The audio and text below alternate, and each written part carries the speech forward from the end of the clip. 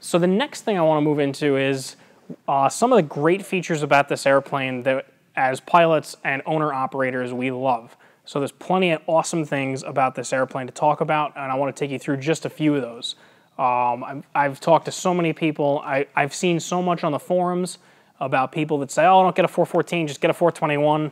And you know, we've already kind of had that conversation in our last video about the difference between the airplanes and the cost of owning each one.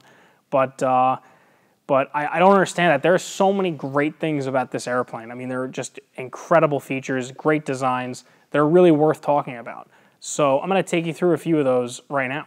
Baggage space. There is an enormous amount of baggage space in the 414. I've never had a situation with this airplane where we needed to bring something, didn't fit, didn't have room, it was too heavy. The airplane just has an enormous amount of storage. And the first place that we have it, and the largest baggage compartment on the entire airplane, is up here in the nose. So we have a couple of different ways to get in. This is baggage door number 1. This is the smallest baggage door of all of them. And this is all one big open thing. So there's no walls, no dividers, anything. So something long like skis, we can get them in the nose with no problem. There's another baggage door right here. We can open this one up. This is especially useful having these two open when you're trying to get things like golf clubs and skis in. You can kind of feed them through and come up and adjust and really get them straight and exactly where you want. But this is one big, totally open nose baggage area. It's absolutely enormous. And then the third baggage door is right here. Same thing, directly across from the other one. We have all this wide open space we can get in. There is no door here, although this entire panel with all these cam locks here, this whole panel comes off right here, and that's how you get to the avionics bay, which is in the floor right below the forward part of the baggage compartment. But this is not a baggage door.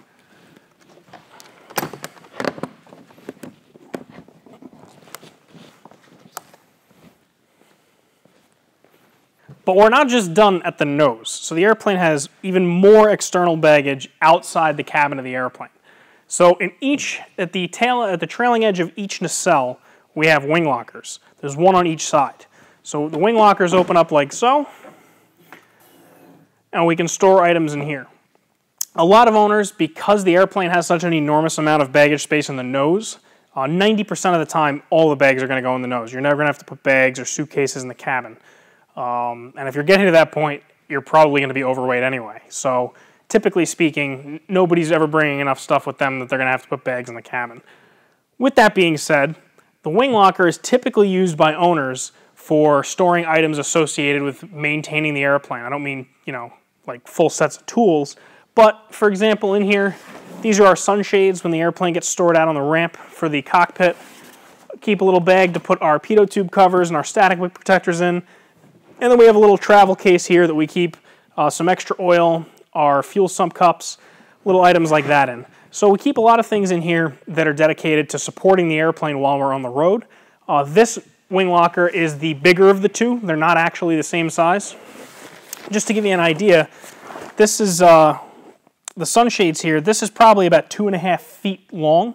And if I take these, I can push these all the way up into the forward part of the wing locker. I mean, this wing locker from the very bottom to the very top is probably every bit of 6 feet long. It's very, very long. The other one is not quite as long because behind the motor, up here in the nacelle on the right side is where the air conditioning and hydraulic system is. So that wing locker is actually about the size of the door opening.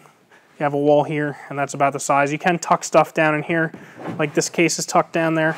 So on the other side, we keep the less used items that we carry on the road with us. We keep a small tool kit with some basic tools. We keep a spare starter in the right wing locker. And the wing lockers are a great feature on the 414. They're very useful. They get used on a regular basis. And then finally, if we really needed to, we can store some more bags in the back of the cabin here. Back behind the last seat in the cabin is a baggage shelf back here next to the refreshment center that we can store bags in if we really need to. And it actually has a very high weight rating because it's part of the cabin. It's inside the pressure bulkhead. You can put 400 pounds on these two shelves. So there's a two-stage little shelf. There's one down here, and then it kind of steps up, and this is the second one. Between the two of them, you can put 200 pounds on each one. So if we took this seat out, 400 pounds could go there. So the airplane, in terms of baggage, you can really load this airplane any way you want. This is another awesome, awesome part about the 414 and the 421. I can say this about the 421. This enormous tail. I know what you're thinking. You're saying, well, why does having a giant tail make it a great airplane? Having a giant tail gives you an airplane that is much more stable in yaw and ultimately much more controllable in crosswind situations. The airplane has an absolutely enormous tail, and out of that tail, it's got a gigantic rudder. And that big rudder really makes crosswind landings a breeze. Another awesome feature of the 414A and the 421 is the landing gear. This airplane has some of the toughest main gear you will ever find on a piston twin. The main gear assembly, we're here at the right main. The main gear assembly on this airplane is identical to the landing gear that was used on the early Citation jets. So if you ever look at the wheel, and I mean the actual wheel itself, and the main landing gear assembly on a Citation 2, it is the exact same main landing gear system as this airplane. So it's a very, very robust landing gear system. It's very strong. It's built very well. And because it's hydraulically actuated and has no inboard doors, it's also very, very simple. So it's a very reliable gear system. In fact, the 414 with the hydraulic gear versus the 421B with the electric gear, or the 310s with the electric gear, or any of the twin Cessnas, the 340 with the electric gear, this gear is substantially more reliable. It's much simpler, and ultimately this contributes to the reduction of maintenance costs because it doesn't really have any recurring inspections, and it doesn't have any life-limited components like the electric gear system does. So the main landing gear and the entire landing gear system on the airplane is one of the things that makes owning it really enjoyable. Now, while we're on the topic of the landing gear, it wouldn't be fair if I only talked about the main gear, as the twin Cessna nose landing gear assembly does have a bit of a reputation and a little bit of a negative reputation in terms of being somewhat undersuited for the airplane. It's not quite as sturdy as it should be, so I'll offer my insight with that. That is one component of the twin Cessna that has not changed much throughout the models and over the years. This nose wheel assembly is essentially the same, and this nose landing gear assembly is basically the same nose landing gear assembly that's used on every twin Cessna. And I mean from the early 310 models all the way up to the 441 Conquest 2, it's the same basic nose gear assembly with some minor variations. But it's, other than the method of actuating the gear versus electric and hydraulic, it's the same basic landing gear. With that being said, I would say that it would be a bit of an exaggeration to say that it is weak or not sufficient. There have been a few incidents, or maybe more than a few incidents, where the nose wheel has collapsed on a 400 series Cessna or a 310, and mind you that this gear does retract aft. So when the gear hits the down lock and the gear locks in the down position, when the airplane touches down, that force is pushing the gear towards the direction it retracts. So it doesn't retract forward, it retracts aft into the gear bay.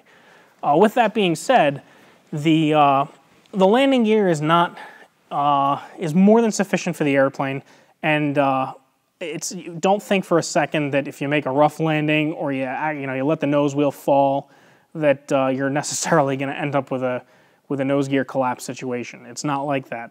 I have made several landings in this airplane that were not anywhere near as pretty as I would have liked them to be.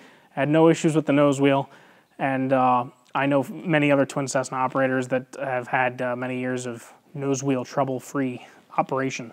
So the nose gear thing on the 414 and all the twin Cessnas, there is some truth to it in terms of it may be a little bit less sturdy than some of the other options out there, but it is by no means insufficient or exceptionally weak. So if you treat the nose, if the airplane is serviced properly, the nose wheel will treat you just fine.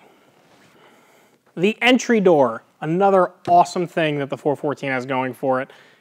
This is really part of what makes a cabin class twin special, and that is the initial impression of your passengers and that feeling you get every single time you get to set foot on the airplane. So there's none of this climbing up on the wing or using a fixed mounted step. The entry door on the 414 opens up. It's nice and wide. We have our steps that come out here all by themselves. The door comes down, and it's a nice, easy step up into the airplane. The cabin amenities are also excellent and exactly what you'd expect from an airplane like this. I wouldn't compare this to riding in the back of a Baron or a Seneca or any smaller club seat arrangement twin, the cabin class experience is much different. You have substantially more room in terms of width, so your arms are nice and wide, you can relax. The legroom is excellent. And then you have bigger tray tables than you normally find in an airplane like a 58 Baron, for example. The tray tables are enormous. They come out. They're well suited for both people to use. They're well suited for a laptop. And this is just one more thing you can add to the cabin class comfort of an airplane like the 414.